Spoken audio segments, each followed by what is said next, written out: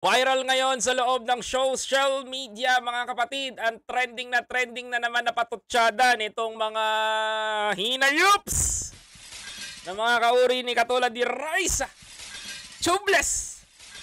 Mga kababayan ko, si President at ang pamilya Marcos, sinabihan, sinabihan po sinabihan po ni Raisa Chubles na hipokritong number 1. Papayag ba kayo mga kababayan ko?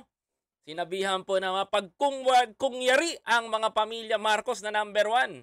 Ito po nandahil po dito sa ginawa ni President Ferdinand Bongbong Marcos at ng palasyo. Mga kapatid, nito lang last November 1. Tingnan nyo po mga kababayan ko may papakita po ako sa inyo. Ganito po kagaling si President Ferdinand Bongbong Marcos at mga pamilya Marcos. Mapagpakumbaba, hindi po hipokrito ang tawag doon. Sabi dito sa post ni Raisa Chubles, mga kapatid. Sabi dito, maliwanag po ito Hindi po sa akin galing to Sabi dito, ayan Raisa Chubles, mga kababayan. Sabi dito, hypocrite number 1. Ayan, sabi daw ni Raisa Chubles. Sinabihan niya ang pamilya Marcos ng ganon. Dahil lang po sa binigay at pinaabot ng palasyo nitong November 1 sa libingan ng mga Aquino, mga kapatid. Sabi pa dito ng News 5, may mga bulaklak na mula kay President Ferdinand Bongbong Marcos sa libingan nila dating Pangulong Cory Aquino at Ninoy Aquino at dating Senador Ninoy Aquino. At ang Aquino sa Manila Memorial Park ngayong undas noong November 1, 2023. Mga kababayan ko, kasunod po nito ng ginawa na naman na pinulutan na naman ni Raisa Chubles ay sinabihan niyang hipokrito sila Pangulong Ferdinand Bongbong Marcos. Ito po mga kapatid, si Raisa Chubles ay tao po yan ni Joma Sison. Okay? Pangalawa, during the Benigno Noynoy Aquino days, mga kababayan ko, eto pong si Raisa Chubles ang nag-iisang content creator ng mga dilaw. Dahil wala pa pong nagbablog that time gaano, ito pong si Raisa Chubles ang nambe-brainwash ng tao. Nung naaalala ko po mga kababayan ko, kung ihahalin tulad po para may visual po kayo kung sino to si Raisa Chubles, mga kapatid, siya po ay kung panahon ni PRRD, meron Mocha Uson, meron Banat Bay. Mga kababayan ko, sa panahon ni Pinoy, may Raisa Chubles po tayo. Etong tao na rin po na yan ay kasama po ng CPP. At sa panahon na to, mga kababayan ko, sa mga hindi nakakaalam, siya yung Maharlika nung panahon ni Pinoy. O yan Para alam nyo po mga kababayan ko para alam nyo po kung paano siya titimbangin. Mga kapatid, kung meron Maharlika ngayon, siya po ang Maharlika nung panahon ni Pinoy na tagabanat ng sumasalag sa ating government. Mga kababayan. But the post niya ngayon, mga kapatid, alam nyo po, hindi po tama na sabihan na number 1 na hypocrite ang pamilya Marcos. Ang pagbibigay po mawalang galang, pakiparating po to kay Ma'am Raisa Chubles Madam, ang pagbibigay po ng bulaklak, kung may tatanong nyo po ako, kung tatanungin nyo po ako, subukan nyo po pumunta every Sunday sa libingan ng mga bayani. Lagi pong may bulaklak na nakalagay doon. May bulaklak doon sa libingan ng mga bayani, sa himlayan ng mga bayani sa may Taguig. Kahit pumunta ka doon sa libingan ng mga presidente, lagi pong may mga bulaklak. Lagi pong may bulaklak na nakaalay. At lagi pong nakalagay doon ay galing sa ating Pangulo. Ngayon po, mga kababayan ko, nagbigay po tayo ng bulaklak sa yumaong Ninoy Aquino at Noynoy Aquino at Corazon Aquino. Nagbigay po ng bulaklak. Minamasama po ng mga dilaw. Alam nyo etong si Raisa Chubles, ang number 1, ang number 1 na pinakikinabangan at ginagkakaperahan ng social media, mga kapatid. Totoo to.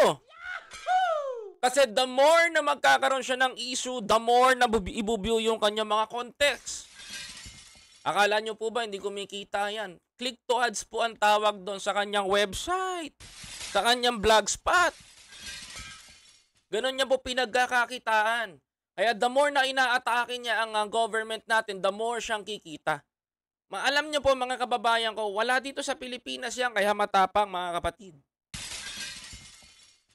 Nung panahon ni Pinoy, sumipti yan sa ibang bansa. Kaya po mga kababayan ko, ganyan na lang po yan makaatake dito sa government natin. Ganyan na lang po yan tumira ng tumira. Kung mapapansin nyo rin po mga kababayan ko, kung mapapansin nyo rin po, na kung sabihan niya si President Ferdinand Bongbong Marcos na hipokrito, tama po ba yan? Kagandahan loob nga po ang ginawa ni Presidente. Maayos nga po ang kanyang ginawa. Mga kababayan ko, alam nyo, kahit na anong mangyari, mga kababayan ko, kahit na anong mangyari mga kapatid, may malalim na pinagsamahan pa rin yan mga kababayan ko. Alam nyo naman po, kahit na mayroon tampuhan yan, alam nyo, magkaibigan po magkaibigan po yung pamilya na yan. Nagkakaroon lang ng problema sa politika.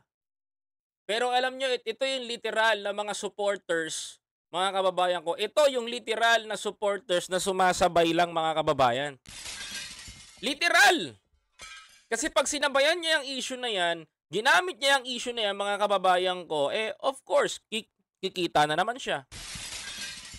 Parang banat bay lang yan. The more issue, the more na magkakaroon siya ng views, the more na magkakapera. Si Raisa Tubeless, di nyo makikita madalas yan sa mga mainstream media o sa mga media platform. Makikita niyan sa mga blogspot niya. Alam nyo, ang blogspot, kumikita rin po yan. Once na may merong advertiser, sa blogspot po nakikita po yan. Okay? Para malaman nyo lang po, para sa ikaalam po ng lahat ng mga kababayan natin, ha? Baka sabihin nyo, hindi naman kumikita yan si Raisa Tubeless. Kumikita po yan sa ganyan. Pero unahin ko na po kayo, hindi po naging hipokrito yung presidente namin at hindi rin po hipokrito yung pamilya Marcos.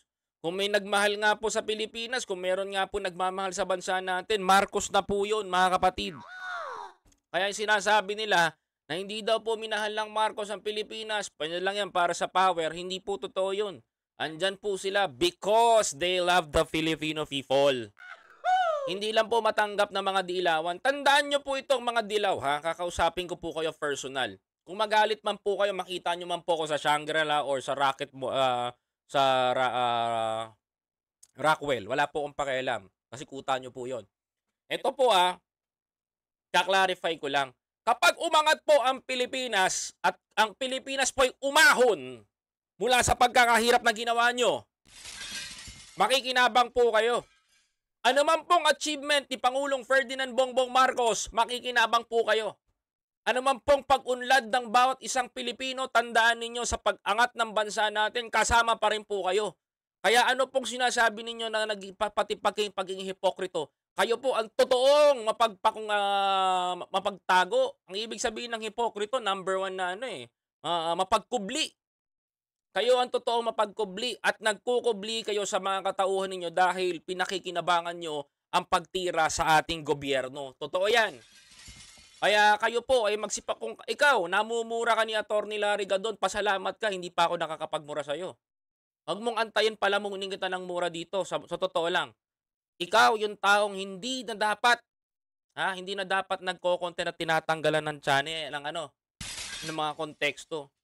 Sabihin mo number one, hypocrite ang mga pamilya Marcos, so totoo nga lang.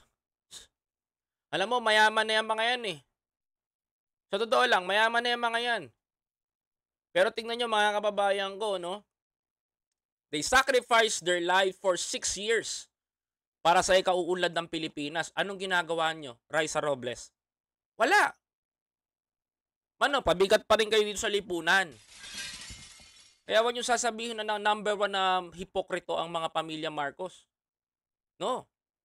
Kayo po ang totoong mapagkubli. Ganyan po talaga kayo. Kaya pag umunlad ang Pilipinas, kung kaya nyo lumayas kayo sa Pilipinas, ganun lang yun mga kapatid. Huwag kayo makinabang sa pinakinabangan nila.